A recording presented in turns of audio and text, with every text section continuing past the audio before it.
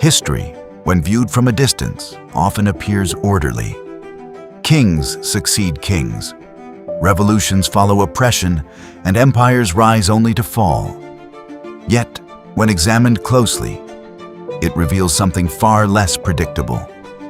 Beneath the grand narratives of conquest, philosophy, and revolution lies a parallel history. One composed not of inevitability, but of coincidence, absurdity, and human eccentricity. Nowhere is this more vividly illustrated than in the long and layered past of France. France has long been associated with refinement, its language elevated to diplomacy, its cuisine to art, its culture to a standard of sophistication admired across continents. It is the land of cathedrals that seem to defy gravity, of intellectual movements that reshaped political thought, and of revolutions that altered the trajectory of the modern world. Yet, woven through this legacy of elegance and power are stories that defy expectation. Moments so strange that they seem almost invented, yet are firmly rooted in documented history. There exists, alongside the grandeur of Versailles and the rhetoric of revolutionaries, a France of peculiar laws, improbable events, and deeply human miscalculations. It is a France where animals have stood trial as criminals, where monarchs have ruled for mere minutes, and where entire cities have resorted to extraordinary measures to survive. It is a France where the line between the rational and the absurd has often blurred, revealing a society as unpredictable as it is influential. Such stories are not mere curiosities. They serve as windows into the mindset of their times. They reveal how people understood justice, nature, authority, and even the boundaries of life and death. What appears absurd in retrospect was often, in its own context, entirely logical, or at least sincerely believed. The outlandish becomes meaningful when viewed through the lens of the fears, limitations, and imaginations of those who lived it. Consider the nature of power itself. The same nation that produced towering figures such as Napoleon Bonaparte, a man whose campaigns reshaped Europe, also produced moments in which that power seemed almost comically fragile. Authority, no matter how absolute it appears, is often vulnerable to forces entirely outside expectation. In France, those forces have ranged from mobs to misunderstandings, from superstition to something as simple as a misjudged plan. The stories that follow do not merely catalog strange facts. They reconstruct moments, scenes in which the improbable unfolded in real time. Each episode is presented not as a detached anecdote, but as a lived experience, grounded in atmosphere and consequence. The intention is not simply to inform, but to immerse, to bring the reader into the tension, confusion, and sometimes dark humor of history as it was lived. There is also, within these accounts, a broader truth about the nature of historical memory. Grand events are remembered because they shape nations, but smaller, stranger moments endure because they reveal character. They remind us that history is not only driven by strategy and ideology, but also by error, improvisation, and the unpredictable nature of human behavior. France, perhaps more than most nations, offers a particularly rich landscape for such exploration. Its long continuity, from ancient tribal societies to medieval kingdoms, from absolute monarchy to revolutionary republic, has produced a vast archive of human experience. Within that archive are stories that challenge assumptions about seriousness, dignity, and control. Some of these stories are humorous, even absurd. Others are unsettling, revealing the darker edges of belief and authority. Many are simply strange, events that seem to exist outside the expected patterns of cause and effect. Yet all of them share a common quality. They remind us that history is not as orderly as it is often presented. What follows, then, is a journey through 30 such moments. Each stands alone as a self-contained episode, yet together they form a broader portrait of a nation whose history cannot be reduced to simple narratives. They reveal a France that is not only influential and refined, but also unpredictable, imaginative, and at times profoundly strange. There are moments in history when power, so carefully constructed and so confidently displayed, dissolves not through defeat in battle or failure of strategy, but through something far smaller, stranger, and entirely unforeseen. One such moment unfolded during the reign of Napoleon Bonaparte, a man whose authority stretched across much of Europe and whose name had become synonymous with military genius. By the time of this incident, Napoleon stood at the height of his influence. Campaign after campaign had demonstrated his ability to outmaneuver opponents, to anticipate movements before they were made, and to impose order upon the chaos of war. His presence alone could alter the course of a battlefield. Yet, on a quiet day removed from the front lines, far from the roar of cannon and the precision of marching armies, he encountered a situation for which neither experience nor intellect had prepared him. The event was meant to be a celebration, a gesture of respect and leisure organized by his chief of staff, Louis-Alexandre Berthier. Hunting at the time was not merely a pastime, but a ritual of status, a demonstration of control over nature itself. For a figure like Napoleon, such an outing carried symbolic weight. It was an opportunity to display mastery not only in war, but in every arena of aristocratic life. Berthier, eager to ensure the emperor's satisfaction, took extraordinary measures. Rather than relying on the unpredictability of wild game, he arranged for a vast number of rabbits to be procured in advance. These were not creatures accustomed to survival in open fields, alert to danger and quick to flee. They were domesticated animals, raised in captivity, familiar with human presence, and entirely unprepared for the role they were about to play. On the appointed day, the scene was set with meticulous care. The countryside stretched outward in gentle contours, the air carrying the quiet anticipation of spectacle. Courtiers and officers gathered, their attention fixed upon the emperor. Everything suggested a controlled environment, a performance in which success was not only expected, but guaranteed. At a signal, the cages were opened. The rabbits emerged in numbers that seemed almost excessive, spilling onto the field in a wave of motion.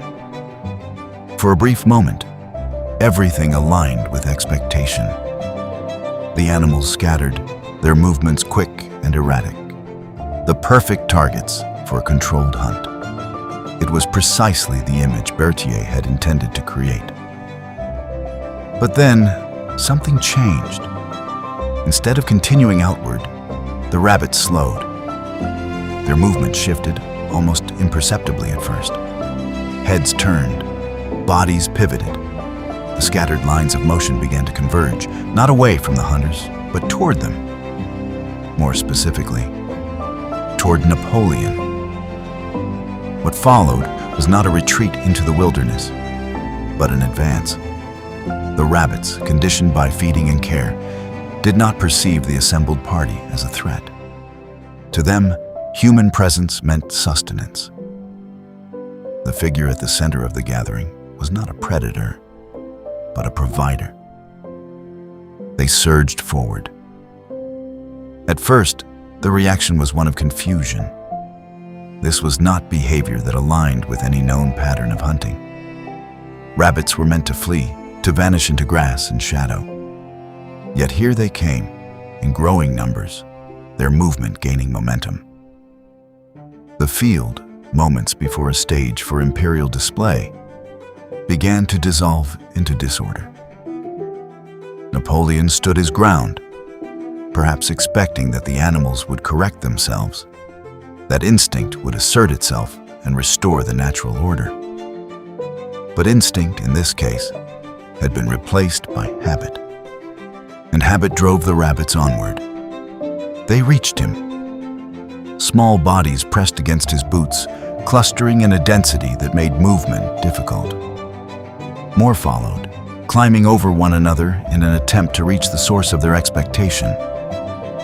The emperor, who had commanded vast armies with clarity and precision, now found himself surrounded by an advancing tide that could not be reasoned with, could not be intimidated, and could not be commanded. Attempts were made to disperse them. Servants and attendants stepped forward, waving arms, shouting, attempting to drive the animals back. But the effort only created further confusion.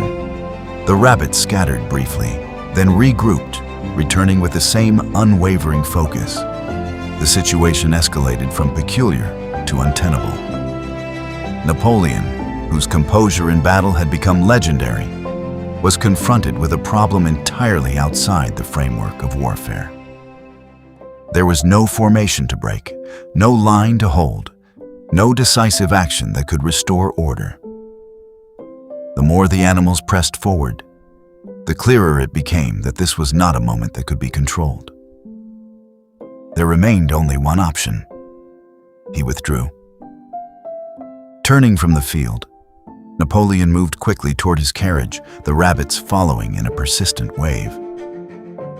It was not a retreat in the conventional sense. There was no enemy in the traditional meaning of the word, but it was, undeniably, a relinquishing of ground. He entered the carriage, closing himself off from the chaos outside. The doors shut, the boundary restored, and with it, a semblance of order. The hunt was over.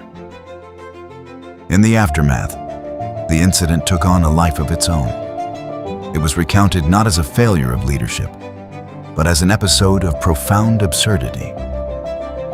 Berthier's attempt to ensure success had, through a single miscalculation, produced the exact opposite. By removing unpredictability, he had introduced a different kind of unpredictability. One rooted not in wild instinct, but in domesticated expectation. The image endured. The Emperor of the French, master of Europe, forced into retreat by a horde of rabbits. Yet beneath the humor lies something more revealing.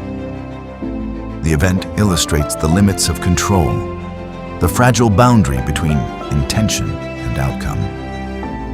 Napoleon's campaigns were built on precision, on the ability to predict and manipulate variables within the chaos of war. But here, in a carefully constructed environment, a single overlooked detail unraveled the entire design. The rabbits had not defied him out of malice or resistance. They had simply behaved according to their conditioning. It was the plan, not the animals, that had failed. In this sense, the incident serves as a quiet counterpoint to the grand narrative of Napoleonic power. It reminds us that even the most formidable figures exist within a world that cannot be entirely controlled. There are always variables, small, seemingly insignificant, that can shift the course of events in ways no strategy can anticipate. History often remembers the great victories and the decisive defeats. It records the movements of armies, the signing of treaties, the rise and fall of empires. But it is in moments like this, unexpected, almost surreal, that the human dimension of history becomes most visible. For a brief time, in a quiet field far from the theaters of war, power yielded not to opposition, but to absurdity. And in that moment, the figure of Napoleon, so often cast in terms of dominance and control, was revealed in a different light. Not diminished, but humanized. The emperor had faced many adversaries in his life. Few, however, had been as unexpected or as unforgettable as the rabbits. There are, in the long record of governance, laws that seek to regulate behavior, to impose order, or to correct perceived injustice. There are others that attempt to anticipate the future, shaping society according to ideals that may or may not ever be realized. And then, on rare occasions, there are laws that seem to stand in quiet defiance of reality itself. Such a moment emerged in a small commune in southern France, where local authorities, confronted with a problem both mundane and insurmountable, chose a solution that would echo through history for its sheer improbability. The problem was not political unrest, nor economic decline, nor external threat. It was something far simpler and far more universal. The town had run out of space for its dead. Cemeteries, once sufficient for generations, had reached their limits. The boundaries that had once seemed ample were now fixed, hemmed in by geography, property, and regulation. Expansion was not easily achieved, and the prospect of creating new burial grounds was complicated by legal, financial, and environmental constraints. Death, however, does not recognize such limitations. Faced with this dilemma, the town's leadership sought a solution that would preserve order without requiring immediate structural change. What they produced was a decree so stark in its wording that it seemed almost surreal. It declared that it was, from that moment forward, forbidden to die within the limits of the commune. The law did not disguise its intention. It did not rely on metaphor or implication. It stated, plainly and without qualification, that death itself was prohibited. At first glance, the decree appears to belong more to satire than to governance. Yet it was issued with administrative seriousness, recorded and recognized as an official measure. Its existence was not a joke, though it would inevitably be remembered as one. To understand such a decision, one must consider the mindset of local governance in a time when authority was often expressed through declaration rather than immediate capability. Laws did not always function as direct solutions.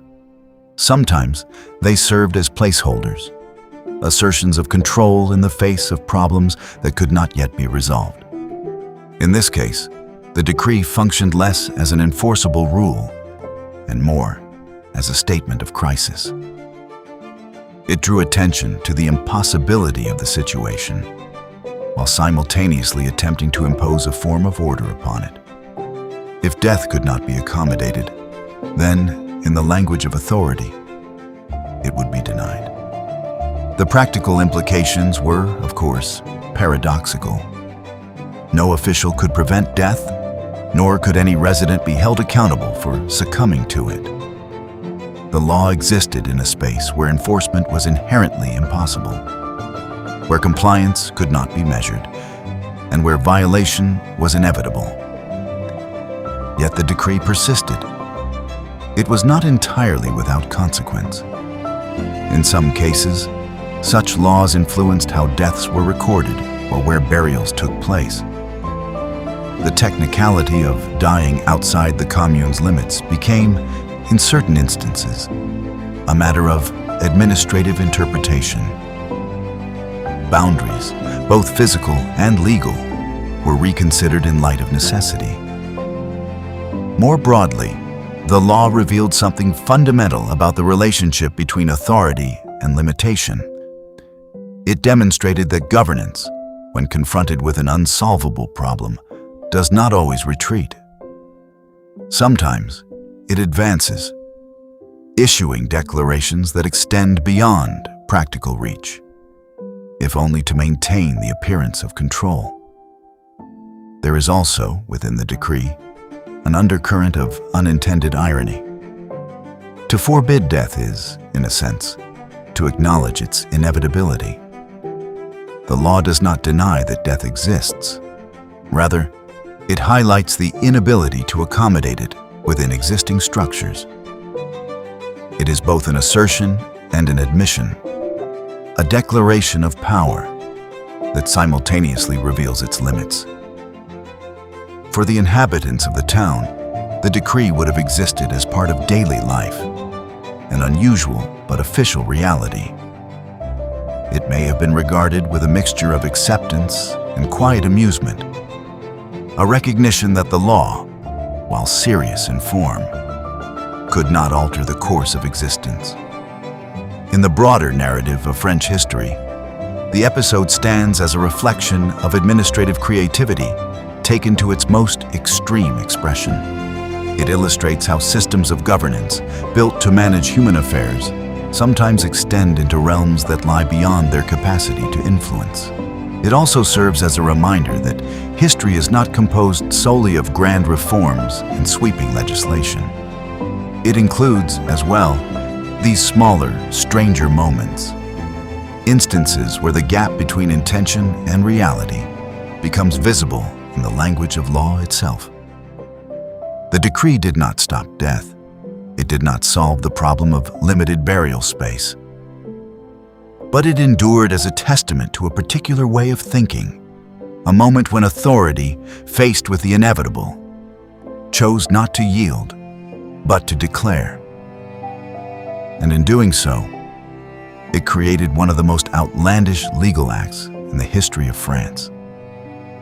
A law that attempted, however briefly, to govern the one thing that has never been subject to rule.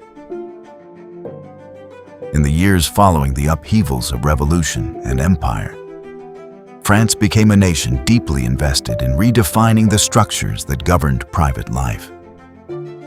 Laws were rewritten, institutions reshaped, and the boundaries of authority extended into areas that had once been guided primarily by tradition. It was within this climate of legal innovation that one of the most unusual provisions in modern civil law emerged. A provision that would allow a union to be completed even after life itself had ended. The roots of this law lay in the turbulent era shaped by Napoleon Bonaparte, whose reforms sought to impose clarity and uniformity upon a society that had long been governed by overlapping customs. The resulting legal framework, later known as the Napoleonic Code, was designed to bring order to the complexities of inheritance, marriage, and civil identity. Yet, even within this rational system, space was left for exceptional circumstances, moments where the rigidity of law yielded to the realities of human experience. One such circumstance was the interruption of marriage by death. Throughout the 19th and 20th centuries, France experienced periods in which war cast long shadows over personal life. Engagements were formed in times of uncertainty, promises made with the understanding that the future was never guaranteed. Soldiers departed with the intention of returning, leaving behind fiancés whose lives were suspended between expectation and fear. In many cases, those promises were never fulfilled. The death of a fiancé created not only emotional devastation, but also legal ambiguity. Relationships that had been intended to culminate in marriage remained incomplete in the eyes of the law. Questions of inheritance, legitimacy, and recognition arose, leaving the surviving partner in a position that was both socially and legally uncertain. It was in response to such circumstances that the French state devised an extraordinary solution. Under specific conditions, it would permit a marriage to take place even after one of the partners had died. The concept itself challenges conventional understanding. Marriage, traditionally defined as a union between two living individuals, was here extended beyond the boundary of life. The ceremony, when authorized, proceeded with only one participant physically present. The absent partner was represented through documentation, letters, declarations, and evidence of intent. Authorization for such a union was not granted lightly. It required approval at the highest levels of the state, often involving a direct decision by the President of the Republic. The burden of proof was significant. It had to be demonstrated that the deceased had clearly intended to marry, that the relationship was genuine, and that the request was not motivated by convenience or manipulation. When these conditions were met, the ceremony took place with a solemnity that reflected its unique nature. The living partner stood before an official, reciting vows that would never be answered in voice, yet were understood as part of a mutual commitment that had been interrupted, not erased. The legal consequences of such a marriage were carefully defined. While it granted recognition to the union, it did not automatically confer all the rights associated with traditional marriage. Inheritance, for example, was not always included. The law sought to balance symbolic acknowledgement with practical limitation, ensuring that the provision remained an exception rather than a loophole. Despite these constraints, the emotional significance of the act was profound. For those who pursued it, the marriage represented completion, a way to honor a promise that had been left unfinished by circumstances beyond control. It transformed grief into a form of recognition, allowing the past to be formally acknowledged within the structures of the present. Over time, such marriages became rare, but enduring features of French legal culture. They were most often associated with moments of collective tragedy, wars, disasters, or sudden events that claimed lives before personal commitments could be fulfilled. Each case carried with it a story, a narrative of intention interrupted and then, in some measure, restored. There is, within this practice, a reflection of a broader characteristic of French law: its willingness to adapt to the complexities of human life. While rooted in principles of logic and structure, it has at times accommodated circumstances that defy simple categorization. The marriage beyond death stands as one of the most striking examples of this adaptability. It also reveals something deeper about the nature of commitment. By recognizing a union that could no longer exist in the conventional sense, the law acknowledged that relationships are not defined solely by physical presence. They are shaped by intention, by shared understanding, and by promises that, once made, carry a weight that can persist even beyond life itself. In the wider context of history, this provision serves as a reminder that institutions are not static. They evolve in response to need, sometimes in ways that appear extraordinary when viewed from a distance. What seems unusual or even implausible is often rooted in a desire to reconcile the formal structures of society with the lived realities of individuals. Thus, within the legal framework of France, there exists a quiet acknowledgement of something both profound and paradoxical: that a marriage, once intended, can endure even in the absence of one who was meant to stand within it. It is a law born not of abstraction, but of loss. And in its existence, it transforms that loss into a form of recognition, allowing the boundary between life and memory to be, if only briefly, crossed. In the long and intricate history of monarchy, reigns are typically measured in years, sometimes decades, marked by wars, reforms, triumphs, and failures. Crowns are passed through generations with ceremony and continuity, reinforcing the illusion of permanence. Yet, within the royal lineage of France, there exists a moment so fleeting that it seems almost to defy the very concept of kingship. It is the story of a king who ruled for only a matter of minutes. To understand how such a reign could occur, one must turn to the final years of the Bourbon Restoration, a period defined by tension between tradition and change. The monarchy, restored after the fall of Napoleon Bonaparte, struggled to reconcile its authority with a society that had been profoundly altered by revolution. Beneath the surface of royal ceremony, dissatisfaction simmered, waiting for a moment to erupt. That moment came during the July Revolution of 1830. At its center stood Charles X, a monarch whose policies had increasingly alienated both the public and the political establishment.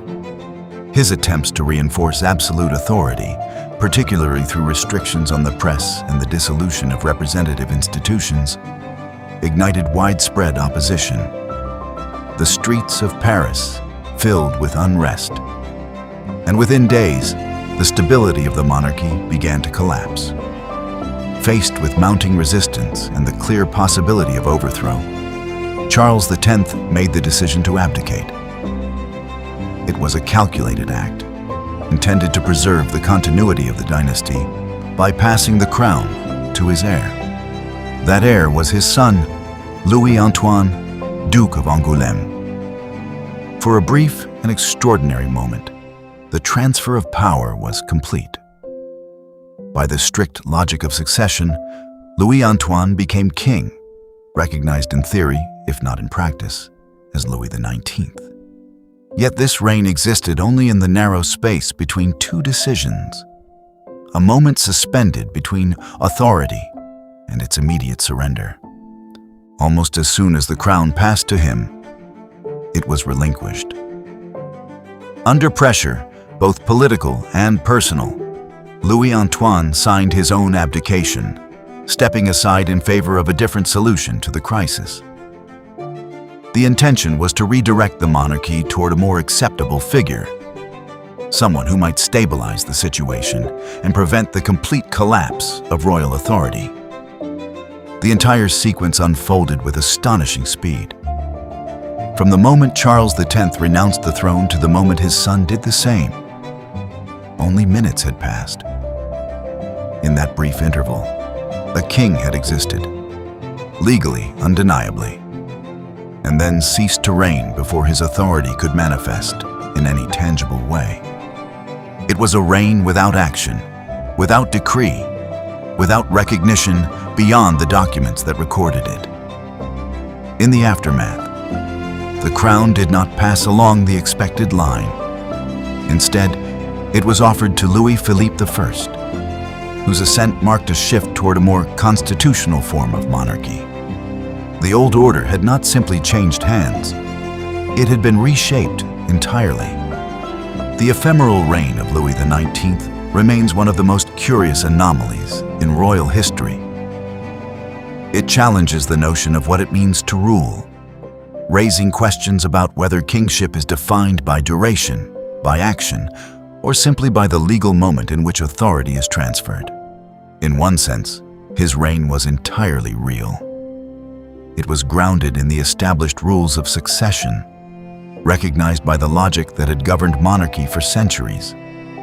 Yet, in another sense, it was almost intangible, a presence that existed only long enough to disappear. There is a certain poignancy in such a moment. To inherit a crown is to inherit not only power, but expectation, the weight of history, the responsibility of governance, the inevitability of judgment. To relinquish it within minutes is to bypass all of that, to step away before the role can take form. And yet, this was not a choice made in isolation. It was shaped by the pressures of revolution, by the shifting tides of public sentiment, and by the recognition that the world in which such absolute authority had once thrived was no longer the same. In the broader narrative of French history, this fleeting reign serves as a symbol of transition. It marks the point at which the old structures of monarchy, once seemingly immutable, began to dissolve under the force of change. The crown, once a symbol of enduring power, became something more fragile, subject not only to lineage, but to acceptance. Thus, within the span of mere minutes, an entire chapter of royal continuity was both fulfilled and undone. The king who reigned for minutes left no legacy in the conventional sense. No policies, no reforms, no recorded acts of governance. Yet his existence, however brief, endures as a reminder that history is not always measured in years or even days. Sometimes it unfolds in moments, so brief that they are almost invisible, yet significant enough to alter the course of what follows. In the medieval imagination, the boundary between the human and the natural world was far less distinct than it would later become. Animals were not always viewed as creatures governed solely by instinct. In certain contexts, they were seen as participants in a moral order, beings capable, at least in theory, of wrongdoing. It was within this framework that one of the most extraordinary practices in the history of France took shape: the formal trial of animals. To the modern observer, the idea appears almost surreal. Courts, with their rituals of procedure and authority, are understood as institutions designed to judge human actions. Yet in parts of medieval France, pigs, rats, and even insects were summoned before the law, accused of crimes, and subjected to processes that mirrored those applied to human defendants. One of the most frequently recorded cases involved pigs. Pigs, unlike many other domesticated animals, were often allowed to roam freely through villages and towns. They moved through streets, foraged in public spaces, and interacted unpredictably with the environment around them. In such conditions, incidents were not uncommon, particularly those involving children, who were vulnerable to the animal's size and strength. When such incidents resulted in injury or death, the response was not limited to practical measures.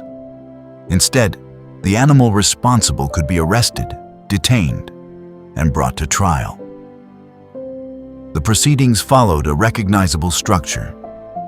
Charges were formally presented, witnesses were called, evidence was examined. In some cases, the animal was even provided with legal representation, an advocate tasked with defending it against the accusations. The presence of such advocates introduces a remarkable dimension to these trials. Lawyers argued not only about the facts of the case, but also about the conditions under which the animal had acted. They raised questions of responsibility, suggesting that blame might lie not with the creature itself, but with its owner or with the circumstances that had allowed the event to occur. Despite these arguments, the outcomes were often severe. Animals found guilty could be sentenced to execution, carried out in a manner that reflected the seriousness of the crime. In some instances, they were dressed in human clothing before being put to death, a symbolic act that reinforced the idea that they were being judged within a human moral framework. Perhaps even more extraordinary were the trials involving animals that could not be physically apprehended. In cases where crops were destroyed by swarms of insects, locusts, beetles, or rats, the legal system adapted in a different way. Instead of arresting the offenders, the court issued summonses, commanding the creatures to appear. When they did not, as was inevitable, proceedings continued in absentia. Advocates were again appointed, this time to represent the insects themselves. They argued, with surprising seriousness, that the creatures had a right to exist, to feed, and to inhabit the land as part of the natural order.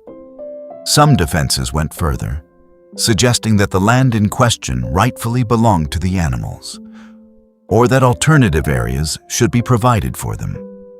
Judgments in such cases sometimes resulted in formal excommunications, ecclesiastical penalties intended to drive the creatures away. These declarations, issued with ritual authority, were meant to restore balance by placing the animals outside the protection of divine order. From a modern perspective, such measures appear ineffective, even irrational. Yet within their historical context, they reflect a coherent worldview. Medieval society operated under the assumption that all of creation existed within a hierarchy governed by divine law. If humans were subject to judgment, it followed that other creatures too might be held accountable within that same system. These trials also reveal a deeper concern with order. When an animal caused harm, it disrupted not only physical safety, but the moral balance of the community. The act of holding a trial, of naming the offense, and presenting arguments and delivering a verdict, served to restore a sense of structure.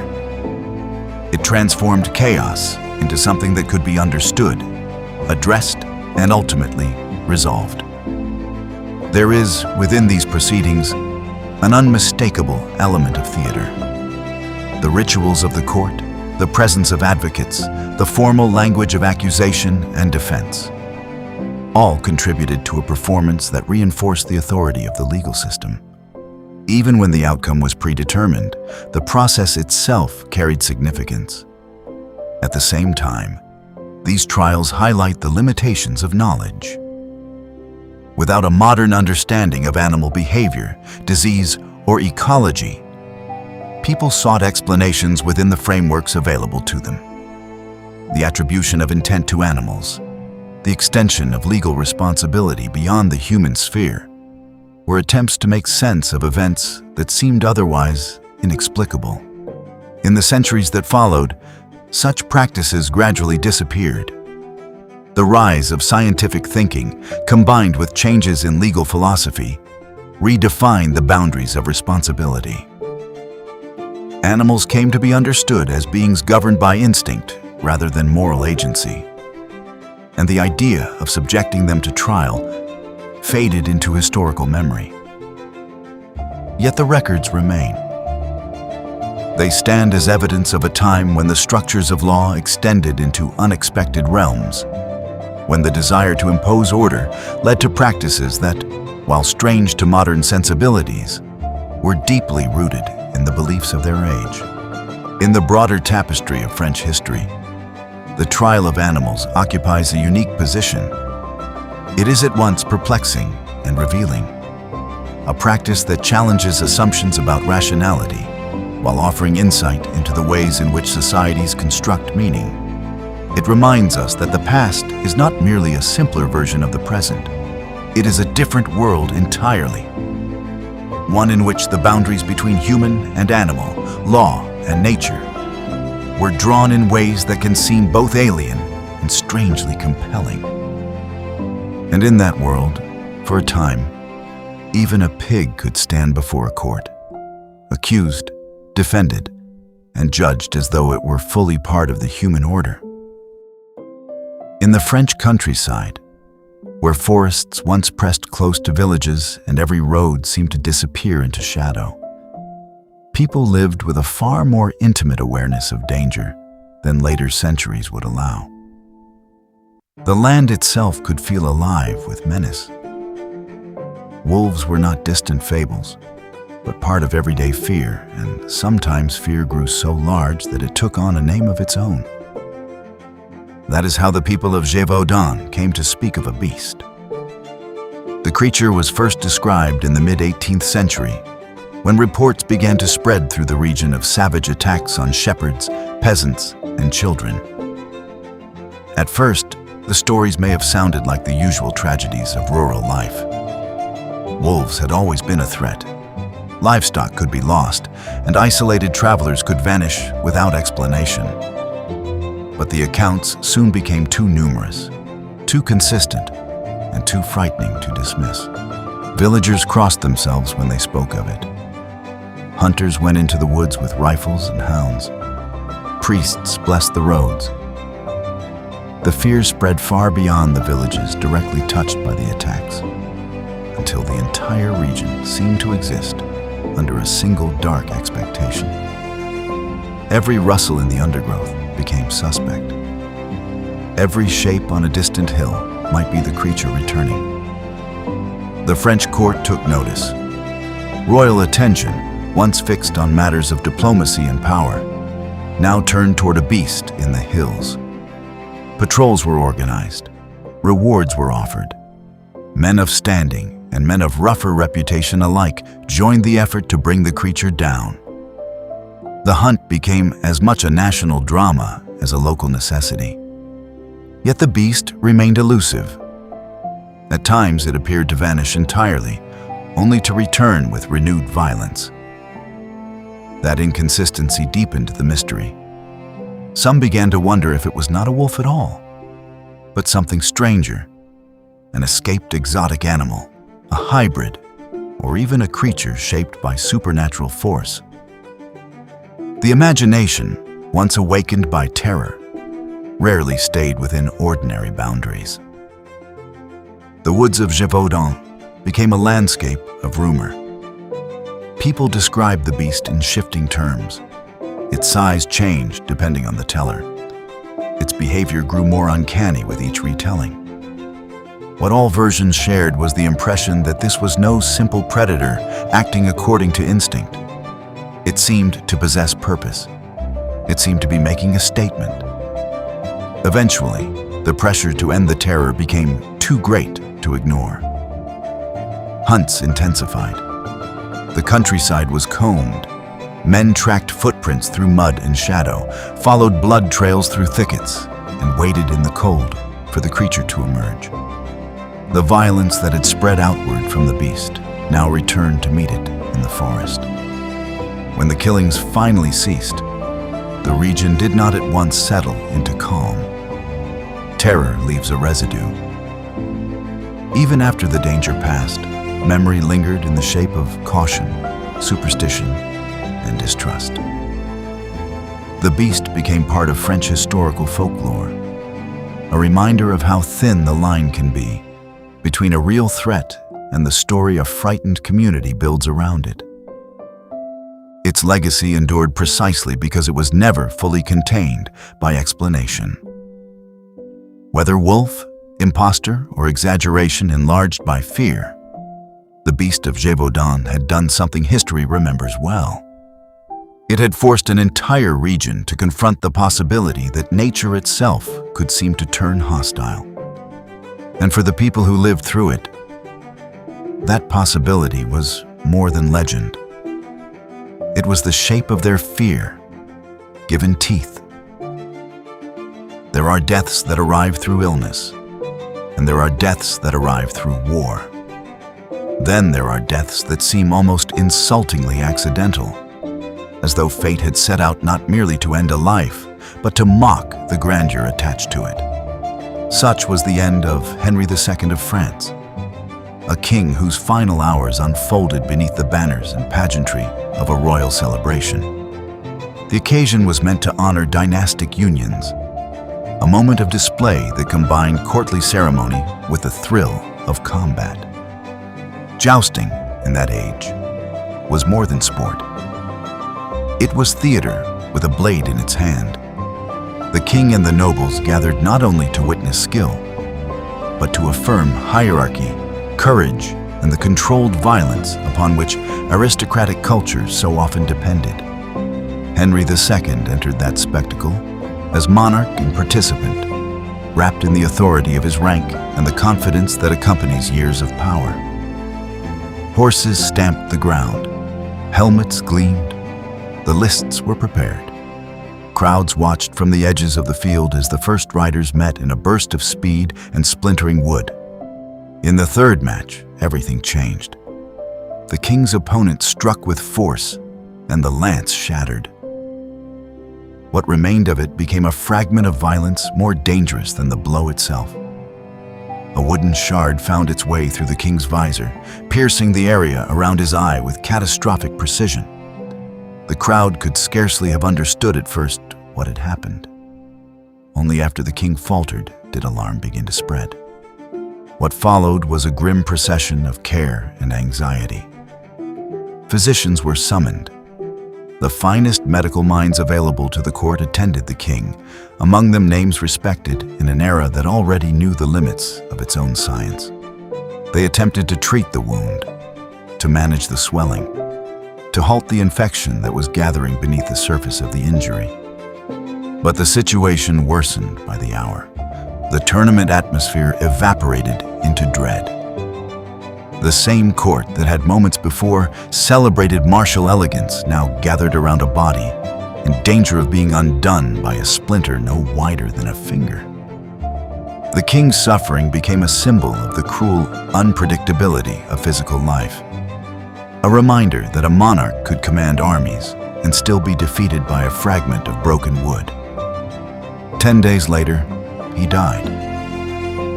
The absurdity of the event rests not in its outcome alone, but in its contrast. Henry II did not fall in battle. He did not perish in rebellion or succumb to a slow and stately decline. He died because a ceremonial contest, one designed to entertain and reinforce royal dignity, went wrong in the most literal and devastating way possible. His death unsettled the court and the kingdom alike.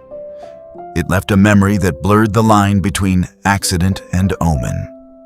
In retrospect, the tournament appears almost cursed, as if the pageantry of power had briefly opened a crack through which mortality rushed in. The king's end also revealed a broader truth about the age. The same culture that glorified martial prowess often exposed its participants to lethal risk. Honor, spectacle, and danger were bound tightly together. A king could ride into a tournament as the embodiment of order and emerge from it fatally wounded, his authority unable to shield him from the randomness of impact. Such a death lingers in the historical imagination because it feels so unnecessary. It is not the death of a man overtaken by destiny in a noble form, but of one caught in the machinery of ceremony. The lance did not care that it struck a king. The fragment did not pause to consider rank before entering flesh. In that indifference lies the grim comedy of the event and the deeper tragedy beneath it. Henry II's final tournament remains one of those moments in French history where grandeur and absurdity collide. The king came to display the controlled violence of his world. Instead, he became its victim. Wine has long been more than a drink in France. It is a symbol, a ritual, and a marker of social hierarchy. Yet, even something as refined and seemingly innocuous as a toast could, in certain circumstances, carry consequences that shaped the course of history. Such was the case on a fateful evening in Paris during the mid-18th century, when a simple glass of wine became the spark for outrage that would ripple far beyond the walls of the tavern in which it was raised. The story begins in a bustling neighborhood of the city, where guildsmen, artisans, and the urban poor gathered for conversation, celebration, and drink. Among them was a group of men whose voices carried both authority and impatience, a mixture of civic pride and simmering frustration. Outside, the city itself was a stage of tension, its streets crowded with petitioners, protesters, and the ever-present reminder of the monarchy's reach. Inside the tavern, the conversation flowed as freely as the wine. Discussions ranged from the price of bread to the conduct of magistrates, from rumors of corruption to tales of excess among the aristocracy. And then came the toast. It was delivered by a man who, in another context, would have seemed ordinary. A local official or merchant whose prominence derived from local networks rather than royal appointment. He raised his glass and offered words that, on their surface, were a customary salute to prosperity and good fortune. Yet within the phrasing, the weight of satire and implicit critique was unmistakable. He toasted not the king, as tradition dictated, but the people's right to challenge authority, subtly invoking the notion that privilege and governance could not stand unexamined. At first, the reaction was laughter, applause, and nods of agreement. The men drinking together recognized the daring, the cleverness, the audacity of the statement. But the echo of the words extended beyond the tavern. Someone reported them to the authorities. The monarchy, already aware of unrest in the city, interpreted the toast as both insolence and provocation. It was, in a sense, a microcosm of larger tensions. Symbolic, but imbued with the same potential for real-world consequences as a declaration of rebellion. The legal repercussions were swift. Those implicated were arrested, interrogated, and in some cases, imprisoned. Public outrage followed, not only among the immediate community, but throughout the city, where the tale of the daring toast circulated quickly. The event became emblematic of the growing divide between the population and the aristocratic and royal authorities, crystallizing sentiments that would later erupt in more dramatic form. Though a single glass of wine may seem an unlikely agent of historical change, it demonstrates the power of ritual and symbolism. In a society where hierarchy was both rigid and visible, words, gestures, and toasts carried significance far beyond the immediate moment, capable of inflaming passions and exposing vulnerabilities in the structures of power. In retrospect, the episode offers more than anecdotal curiosity. It is a reminder that revolutions often begin not with the clash of armies, but with the quiet, deliberate assertion of agency in spaces where hierarchy is assumed. The toast, performed with wit and courage, functioned as a signal, a test of boundaries that revealed the fragility of control. Wine, in that evening, became more than a drink. It became a mirror reflecting the tensions of a society in transition, a vessel carrying both celebration and defiance. And for those who heard of the toast afterward, it remained a story of how even the smallest gestures could resonate across a city and eventually across history. Royal burials in France have always been imbued with ritual, symbolism, and an almost theatrical attention to detail. Yet one practice, remarkable even among the elaborate traditions of monarchy, was the preservation of a king's heart in a jar, a custom that transformed mortality into a tangible relic. The origin of the practice lies in the deep medieval fascination with corporeal sanctity and symbolic presence. For kings, the body was not merely biological. It was a representation of the state, a vessel through which power and authority were materially expressed. To preserve a part of that body was to extend influence, memory, and reverence beyond death. Among the most famous examples is that of Louis XIII. When he died, his heart was removed with meticulous care. It was embalmed, treated with chemicals and herbs, and placed in a jar crafted to ensure both preservation and visibility. The jar itself was often a work of artistry, designed to be displayed in a religious or royal context, allowing the monarchy's presence to endure in a form both symbolic and literal. The reasons for this practice were multiple. On a spiritual level, it aligned with contemporary beliefs about the heart as the seat of emotion, virtue, and loyalty.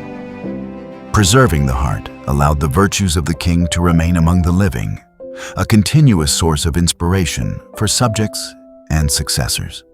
On a political level, it reinforced dynastic continuity. A monarch's corporeal essence, even when separated from the body, could assert legitimacy, authority, and historical memory. The act of separating and preserving the heart also reflects the human desire to materialize memory. While other aspects of the body were interred or cremated, the heart remained a visible emblem of identity. It functioned as both relic and symbol, a reminder that even death could not fully erase presence or influence. In some cases, these preserved hearts became sites of legend. Stories emerged of miraculous effects, protective powers, or prophetic visions associated with the relics. Whether rooted in reality or imagination, such tales reinforce the cultural significance of the practice, embedding it deeply into the narrative of monarchy in France. Ultimately, the jars of royal hearts stand as monuments not only to kings themselves, but to the broader human fascination with legacy, embodiment, and continuity. They reflect a society in which power was both abstract and tangible, spiritual and material, public and intimate. Within their glass confines rested more than a piece of flesh. They held memory, authority, and the enduring imagination of a nation. France, celebrated for its gastronomic culture, has long regarded cheese as more than a mere foodstuff. It is an art, a symbol, and sometimes, remarkably, a gift capable of eclipsing even the grandeur of royal ceremonies. Such was the case with the infamous cheese presented to Queen Victoria, though the story resonates deeply in the annals of French historical eccentricities. The cheese, described as enormous, even by modern standards, measured an astonishing 3 meters in diameter. To imagine it is to envision a disc so large that it required multiple attendants to maneuver it, so dense and solid that its weight seemed almost defiant of common sense. It was not merely a gift. It was a statement, an expression of abundance, wealth, and the art of provocation. The circumstances of its presentation were carefully staged.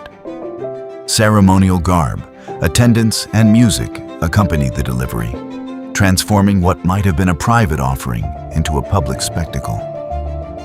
The sheer audacity of presenting such a colossal wheel of cheese highlighted not only the generosity of the givers, but the theatricality inherent in the acts of diplomacy and social hierarchy at the time. The reactions were, understandably, mixed.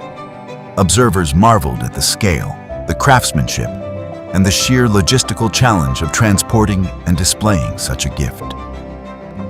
Others questioned its practicality, wondering what purpose a cheese of that size could serve beyond its symbolic function. It was too large to be consumed in the ordinary sense, yet too impressive to be ignored. Beyond its humor and absurdity, the gift illuminates broader themes of French history, the intersection of culture, ceremony, and excess. In a society that prized display, artistry, and social signaling, the wheel of cheese became more than food. It became a marker of identity, a conversation piece, and a story destined to endure through retelling. It also exemplifies how material objects could wield influence. A single wheel of cheese might not alter political alliances or social hierarchies, yet it could leave a memory, a record, a legend that persisted longer than some formal acts of governance. In that sense, it shares kinship with other extraordinary occurrences in French history. The improbable, the theatrical, and the absurd, made meaningful by human attention and imagination. In the rolling vineyards of northeastern France, where mist clings low to the earth in the early hours, and the soil itself seems to breathe with history, a drink was perfected that would come to symbolize celebration, refinement, and national identity. Champagne, with its rising bubbles and golden clarity, is often regarded as an inherently French creation, an invention born of patience, craftsmanship, and terroir. Yet the truth behind its origins is more complicated, and in that complication lies one of the more quietly outlandish ironies of French history. For centuries, winemakers in the region of Champagne struggled with a persistent problem. Their wines, stored in cold cellars, would sometimes undergo a secondary fermentation as temperatures rose in spring. This process caused carbon dioxide to build within the bottle, producing bubbles that many early vintners considered a flaw. Bottles would explode under pressure, turning storage rooms into hazardous spaces of shattered glass and wasted effort. The phenomenon was so unpredictable that it earned a reputation bordering on superstition, as if the wine itself were rebelling against its makers. French monks and winemakers, including the often credited Dom Perignon, worked tirelessly to control and refine the process. They improved bottling techniques, experimented with blends, and sought to stabilize what had once been considered a defect. Over time, they transformed unpredictability into artistry, mastering the delicate balance required to produce a consistently sparkling wine. Yet while France perfected the craft, the crucial technological innovations that made reliable sparkling wine possible were influenced significantly by developments elsewhere, particularly in England. Stronger glass bottles, capable of withstanding internal pressure, and the use of cork stoppers secured with wire were advancements that allowed the sparkling form to thrive. English tastes, which favored effervescence, further encouraged the evolution of the drink. The result was a paradox. France became the unquestioned home of champagne, the region synonymous with its identity and excellence. Yet the path to that mastery was shaped by external influence. It is a reminder that even the most iconic national symbols often emerge from a convergence of cultures, technologies, and unintended discoveries. Today, champagne stands as a testament to transformation. What was once an unpredictable nuisance became a hallmark of luxury and celebration. Each bottle carries within it the memory of shattered glass, frustrated monks, and cross-channel exchange. An origin story that is as effervescent and complex as the drink itself. In this way, champagne embodies a broader truth about history. Innovation is rarely pure, rarely isolated. It bubbles up from unexpected places, shaped by forces that refuse to remain contained within borders.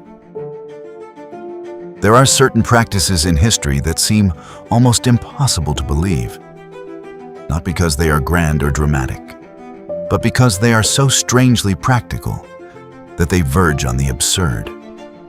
Among these is the method once used in parts of Europe, including France, in which a live goose was employed to clean soot from chimneys. The logic behind the practice, however unusual, was rooted in necessity. Chimneys, particularly in older buildings, accumulated soot that could become both a health hazard and a fire risk. Cleaning them was essential, yet the process was difficult and often dangerous. Human chimney sweeps faced cramped, filthy, and hazardous conditions, leading to injury and illness. Enter the goose. The method involved lowering the bird into the chimney, sometimes with its legs bound or guided by a rope. As the goose descended, its natural movements, flapping wings, shifting body, and instinctive attempts to climb or escape, would dislodge soot from the inner walls. The debris would then fall to the bottom, where it could be collected and removed. To modern sensibilities, the practice appears both cruel and absurd. Yet within its historical context, it was regarded as a practical solution, a way to achieve a necessary task using the resources available. The goose, a common domestic animal, became an unlikely participant in the maintenance of homes and hearths. The image itself is striking. A bird descending into darkness, wings brushing against blackened stone, the quiet crackle of soot falling in its wake. It is a scene that captures the intersection of ingenuity and hardship, where necessity overrides comfort and innovation takes forms that later generations find difficult to comprehend. Such practices remind us that history is not only shaped by grand events and powerful figures, but also by the everyday challenges faced by ordinary people. The solutions they devised, however unconventional, speak to a resilience and creativity that is often overlooked. In the end, the goose chimney sweep stands as a testament to the lengths to which people will go to solve practical problems. It is a small, peculiar chapter in the larger narrative of human adaptation, one that, like so many others, reveals both the ingenuity and the strangeness of the past. Not all wars begin with profound ideological differences or vast territorial ambitions. Some arise from causes so seemingly trivial that they appear almost satirical in retrospect. Among the most famous examples is the conflict known as the War of the Bucket, a medieval clash that, while centered in Italy, reflects the broader culture of rivalry and honor that also permeated French society and its neighboring regions. The story begins with the theft of a simple wooden bucket from a well in the city of Bologna. To modern observers, the object itself might seem insignificant. Yet in the charged atmosphere of medieval city-states, where pride and rivalry were deeply entrenched, the act took on symbolic weight. The bucket was not merely a tool, it became an emblem of insult and defiance. Bologna demanded its return. Modena refused. What might have been resolved through negotiation instead escalated into open conflict. Armies were assembled, alliances invoked, and the machinery of war set into motion, all over an object that, in practical terms, held little intrinsic value. Yet its symbolic importance transformed it into a cause worth fighting for, at least in the minds of those involved. The resulting battle was far from trivial. Thousands of men took to the field, and the clash that followed resulted in significant casualties. The absurdity of the initial cause did nothing to diminish the seriousness of the consequences. Lives were lost, resources expended, and the balance of power between the cities was affected. In the aftermath, the bucket itself became a kind of relic, preserved as a trophy and a reminder of the conflict it had inspired. It stood as a physical embodiment of the strange interplay between symbolism and reality, where objects could acquire meaning far beyond their practical function.